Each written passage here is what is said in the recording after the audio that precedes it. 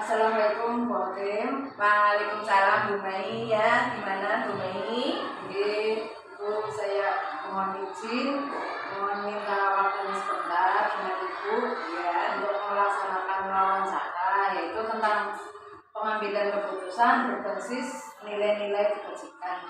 Ada beberapa pertanyaan yang akan saya sampaikan kepada Ibu. Untuk yang pertama adalah selama ini Ibu sebagai kepala sekolah di SD Negeri 1 Karangreja, bagaimana Ibu dapat mengidentifikasi kasus-kasus yang merupakan dilema etika atau ujukan moral? Terima kasih Bu Mei. Selama saya menjabat sebagai kepala sekolah, di dalam mengidentifikasi kasus yang tadi telah ditanyakan oleh Bu Mei, cara mengidentifikasi kasus dilema etika dan rujukan moral, tentunya saya harus tahu itu mana yang dinamakan dilema etika dan rujukan moral. Dilema etika itu situasi di mana ada suatu masalah yang berhubungan antara benar dengan benar, yang satu benar menurut etika dan yang satu secara hukum itu salah atau tidak. Nah, kalau rujukan moral itu yang situasi yang satu benar dan yang satu salah. Sudah, saya mengidentifikasinya dengan cara melihat seperti itu, antara benar dengan benar dan antara benar dengan salah. Untuk yang selanjutnya adalah selama ini bagaimana Ibu menjalankan pengambilan keputusan di sekolah ini, terutama untuk kasus-kasus di mana ada dua kepentingan yang sama-sama benar atau sama-sama mengandung nilai kebajikan. Nah, di dalam saya mengambil keputusan apabila terjadi suatu masalah yang seperti disampaikan tadi, tentunya itu saya harus mengadakan musyawarah atau bermusyawarah dengan teman-teman. Kan di sini karena ini ada suatu lembaga sekolah, ya saya harus bermusyawarah dengan teman-teman guru, atau kalau tidak saya juga minta pendapat dari pengawas sekolah, dari komite sekolah yang berkepentingan dengan sekolah ini, sehingga ketika saya mengambil keputusan untuk menyelesaikan masalah ini, jadi semuanya sudah diambil, itulah yang terbaik bagi pihak sekolah ataupun bagi yang bermasalah seperti itu.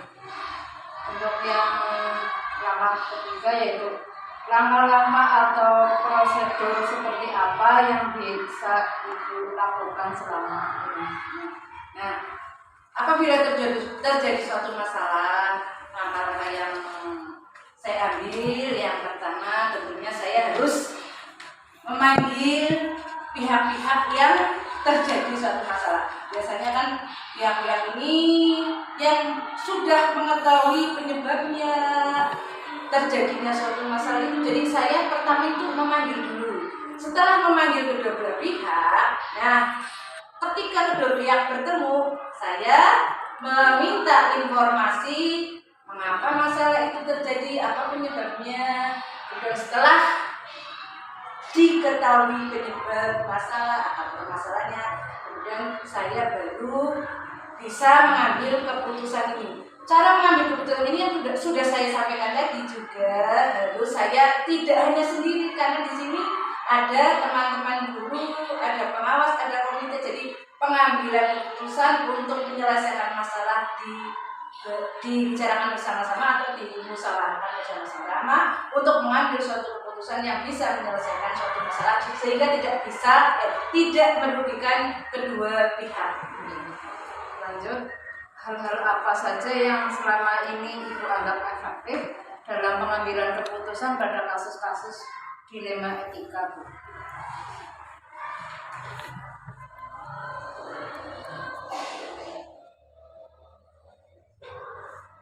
Tentunya yang selama ini saya anggap efektif ya tadi menemukan kedua belah pihak itu, kedua belah pihak, kemudian mencari penyebabnya. Setelah itu baru saya bersama teman-teman mengambil mengambil keputusan. Itu langkah yang paling efektif seperti itu. Untuk yang berikutnya adalah hal-hal apa saja yang selama ini merupakan tantangan dalam pengambilan keputusan pada kasus-kasus dilema etika itu. Tantangannya ya sebagai kepala sekolah ini, kadang kepala sekolah ini tantangannya yang pertama kadang ada perasaan yang mungkin karena itu yang tadi disebutkan dilema etika, kan kedua-duanya benar, tetapi karena kedua-duanya benar, misalkan itu untuk menentukan kadang ada perasaan yang ada perasaan yang ini kedua-duanya benar, harus bagaimana gitu, itu tantangannya. Maka tantangan yang ada itu saya mengambil keputusannya harus dengan cara bermusyawarah seperti itu. Lalu apakah ibu memiliki sebuah tata cara atau jadwal tertentu dalam sebuah penyelesaian kasus dilema etika? Apakah ibu langsung menyelesaikan di tempat atau memiliki sebuah jadwal untuk menyelesaikannya? Bentuk atau prosedur seperti apakah yang ibu jalankan selama ini? Kalau masalah jadwal, yang namanya suatu masalah kan tidak terjadwal. Yang adanya suatu masalah tidak terjadwal, jadi saya tidak menjadwal menyelesaikan suatu masalah. Tapi kalau menjadwalnya itu ketika ada masalah, baru saya menjadwal. ini kapan dipertemukan, ini bagaimana kapan penyelesaiannya seperti itu. Tapi kalau untuk jadwal secara berkala itu tidak ada karena suatu masalah itu timbulnya kan tiba-tiba, maka perlu yaitu jadi tidak ada jadwal, tapi secara misalkan spontan itu ada masalah direncanakan kalau ada masalah, penyelesaian masalahnya itu direncanakan itu seperti itu. Jadi tidak ada jadwal khusus untuk jadwal yang saya buat, ini penyelesaian ini tidak. Berarti ada rencana karena ketika ada permasalahan. Ya, ada rencana ketika ada permasalahan, ada itu. Pasti direncanakan juga.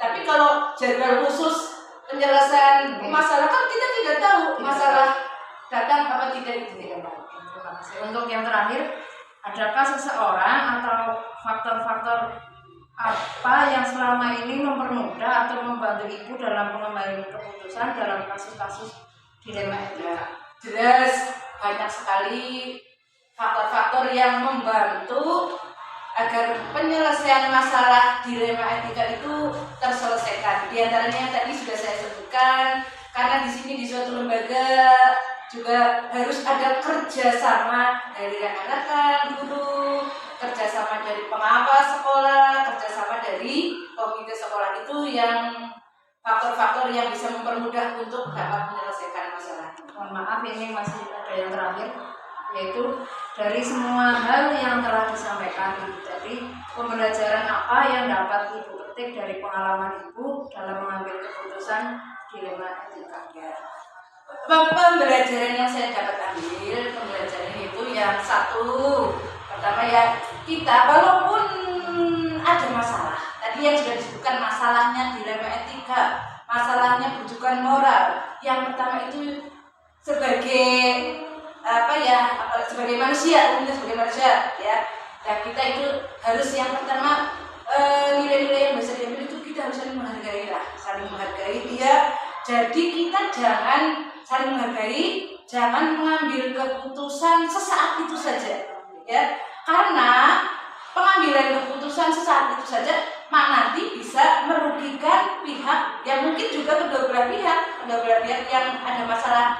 Jadi kita saling menghargai, memberikan kesempatan kepada yang bermasalah untuk menyampaikan, kita mendengarkan permasalahannya, dan juga nilai-nilai yang baru juga ada.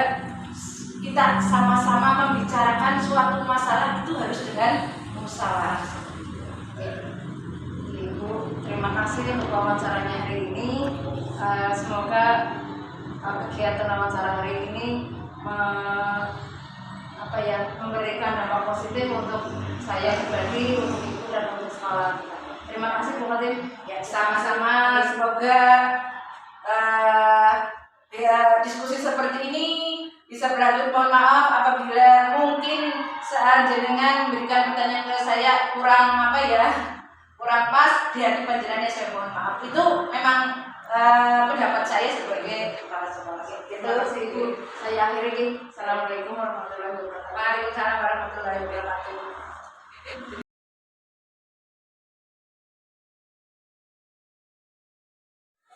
Assalamualaikum Pak Haryanto.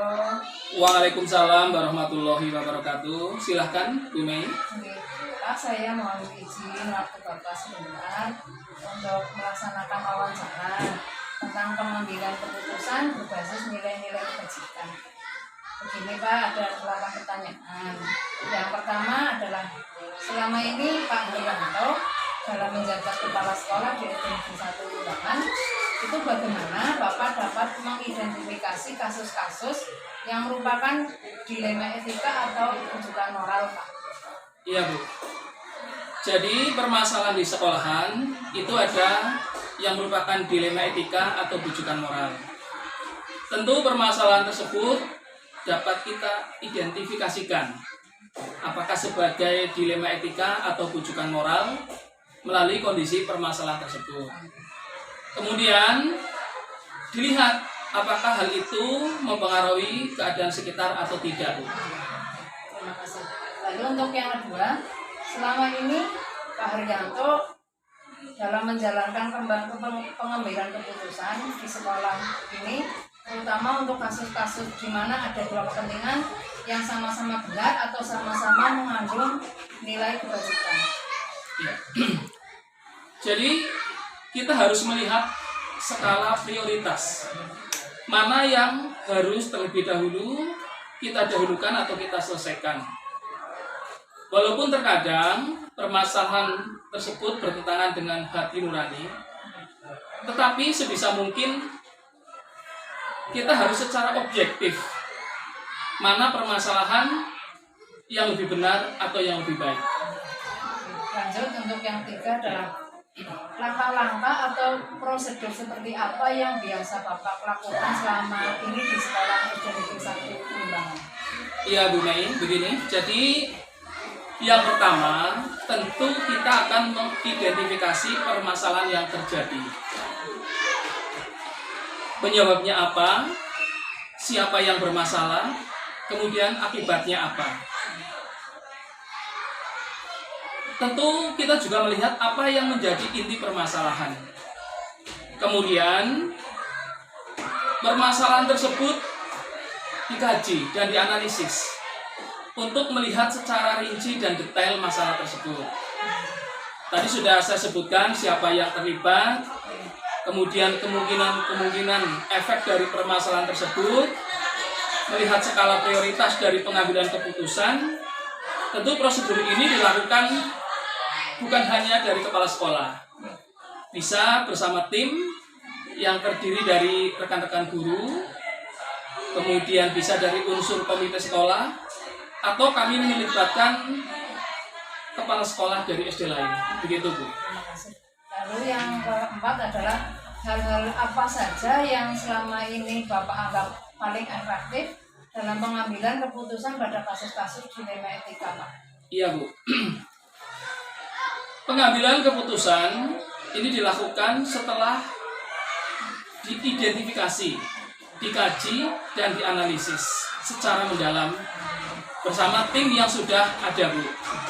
Sehingga keputusan yang diambil dapat dipertanggungjawabkan bersama dan tentu merupakan keputusan yang terbaik. Lanjut yang kelima, hal-hal apa saja yang selama ini merupakan tantangan dalam pengambilan keputusan pada kasus-kasus dilema etika, Pak? Baik Bu Mei. Jadi selama saya menjadi pimpinan di SD Negeri 1 Limbangan, tentu dalam pengambilan keputusan ada pro dan ada kontra atas keputusan tersebut. Tentu ini merupakan tantangan yang harus selalu dihadapi. Jadi keputusan yang diambil bukanlah mencari kesalahan, tentu untuk mencari jalan keluar atau solusi dari permasalahan tersebut, yang pada akhirnya tentu keputusan ini untuk kebaikan bersama, Bu. Terus, apakah Bapak memiliki sebuah kata-kala atau jadwal tertentu dalam sebuah penyelesaian kasus dilema etika? Lalu, apakah Bapak langsung menyelesaikannya di tempat atau memiliki sebuah jadwal tertentu untuk menyelesaikannya? Bentuk atau prosedur seperti apa yang Bapak jalankan? Ya, Bu Mei. Jadi untuk jadwal memang kami tidak ada, Bu. Tetapi permasalahan tersebut itu kan datangnya tentu tidak terjadwal, oke?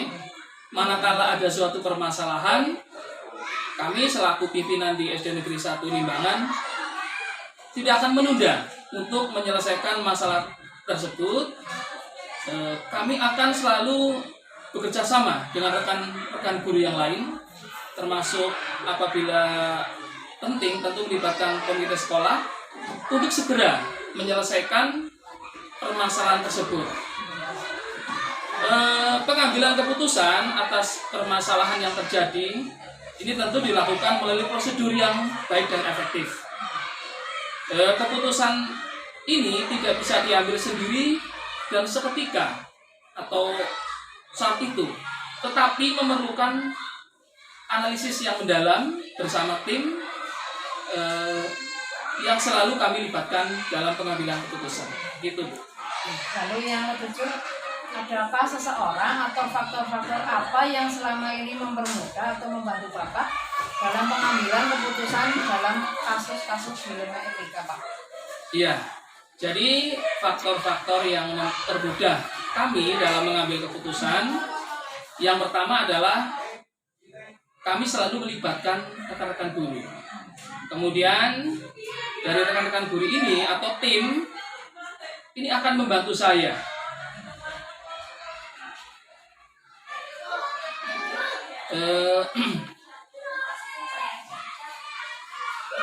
kemudian Lanjut, Pak, nomor 8.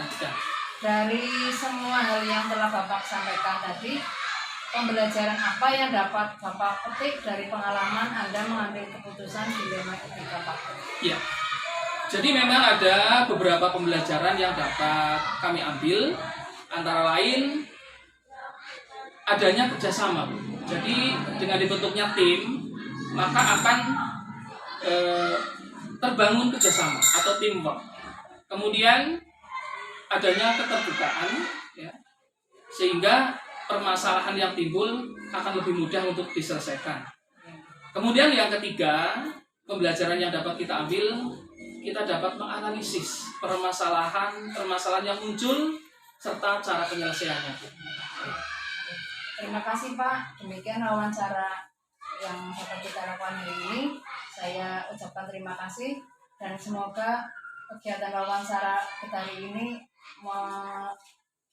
memberikan manfaat untuk saya pribadi dan untuk sekolah Bapak. Terima kasih, Pak. Sama-sama. Terima kasih. Assalamualaikum. Waalaikumsalam warahmatullahi wabarakatuh.